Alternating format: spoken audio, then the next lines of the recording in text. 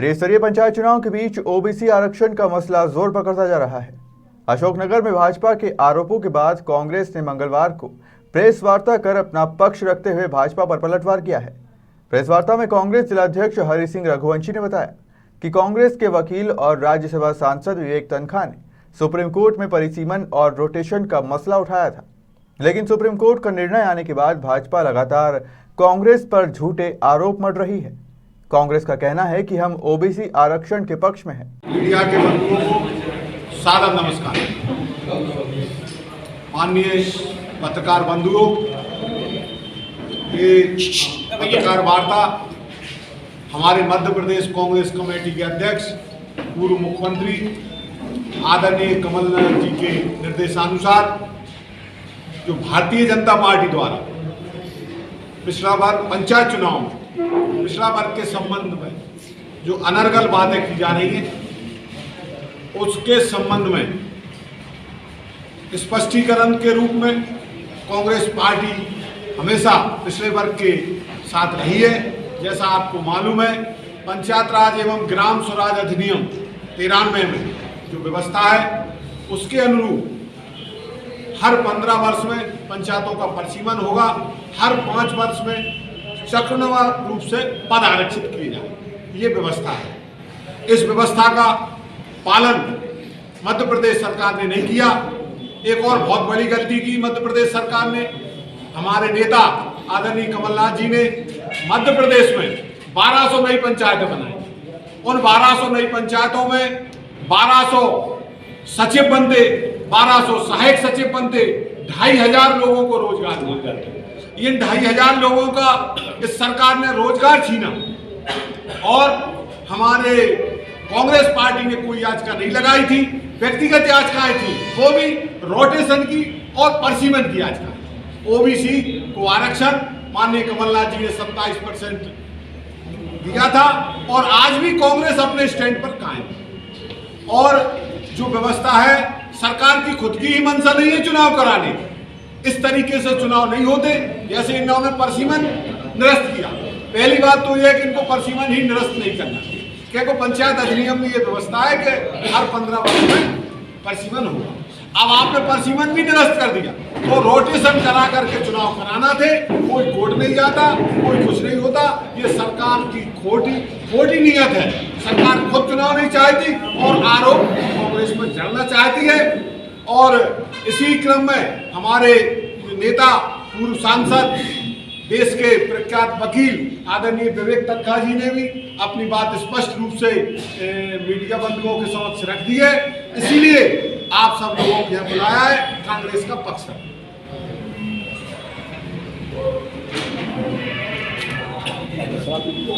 दादा आप क्या कहना चाहते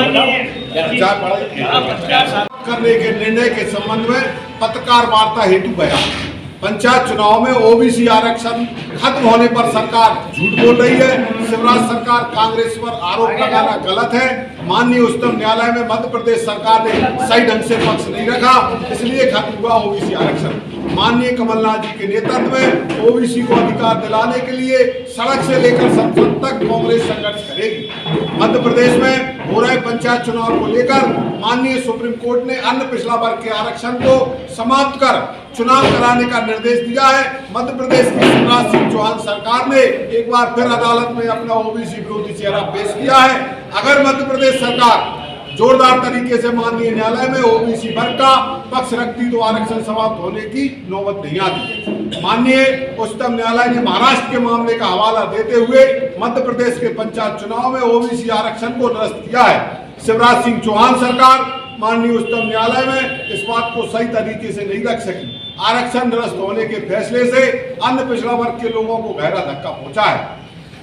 भारतीय जनता पार्टी और आरएसएस की सोच हमेशा से आरक्षण को समाप्त करने की रही है। अपने षड्यंत्र, गलतियों और अन्य पिछड़ा वर्ग विरोधी चरित्र को छुपाने के लिए बीजेपी कांग्रेस पार्टी पर झूठे इल्जाम लगा रही है। मध्य प्रदेश के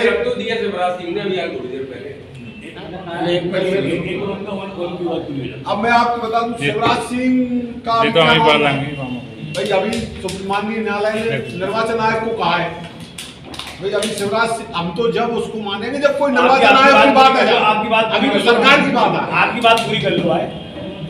शिवराज सिंह चौहान सरकार ने माननीय उच्चतम न्यायालय में इस बात को सही तरीके से नहीं रखा।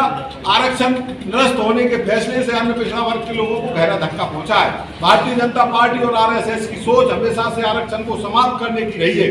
आपने षड्यंत्र, गलतियों और अन्य पिछड़ा वर्ग विरोधी चरित्र को छुपाने के लिए बीजेपी कांग्रेस पार्टी पर झूठे इल्जाम लगा रही है। मध्य प्रदेश के पंचायत चुनाव को लेकर कांग्रेस पार्टी सुप्रीम कोर्ट में या माननीय उच्च न्यायालय में नहीं गई थी। इस बात को कांग्रेस पार्टी ने 6 दिसंबर को प्रदेश कांग्रेस मुख्यालय में आयोजित पत्रकार वार्ता में स्पष्ट शब्दों में सार्वजनिक कर दिया था। संबंधित पक्षकार निजी हैसियत में माननीय अदालत में गए थे। कांग्रेस पार्टी ने ग्राम पंचायत चुनाव की प्रक्रिया के असंवैधानिक पक्षों का विरोध किया था और उन्हें सार्वजनिक किया था, लेकिन कांग्रेस ने चुनाव का विरोध नहीं किया। सुप्रीम कोर्ट ने भी राज्य निर्वाचन आयोग से यही बात कही है कि चुनाव में संवैधानिक प्रक्रिया का पालन किया जाए। माननीय उच्चतम न्यायालय में पक्षकारों के रोटेशन प्रणाली पर सवाल उठाया था, जो कि ओबीसी आरक्षण से भिन्न विषय है। इस विषय को लेकर भारतीय जनता पार्टी के नेता सरासर झूठ बोल रहे हैं।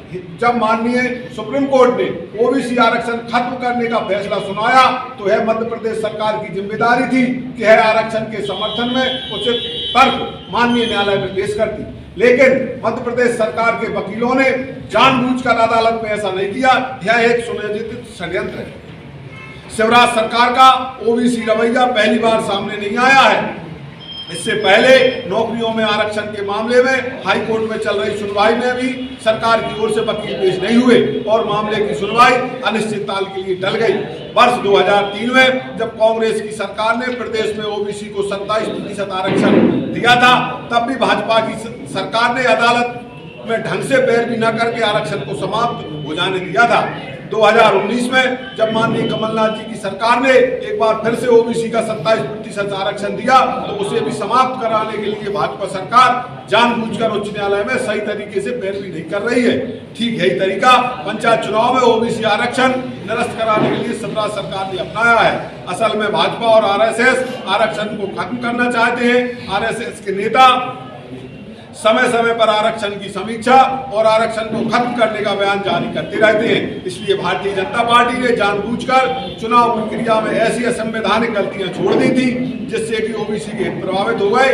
भाजपा सरकार को इस मामले में सभी कानूनी पहलुओं पर विचार करके तत्काल कार्रवाई करनी चाहिए ताकि ओबीसी वर्ग के लोगों को पंचायत में उनका हक मिल सके। माननीय कमलनाथ जी के नेतृत्व में कांग्रेस पार्टी मध्य प्रदेश के ओबीसी वर्ग को उसका हक दिलाने के लिए संकल्पित है।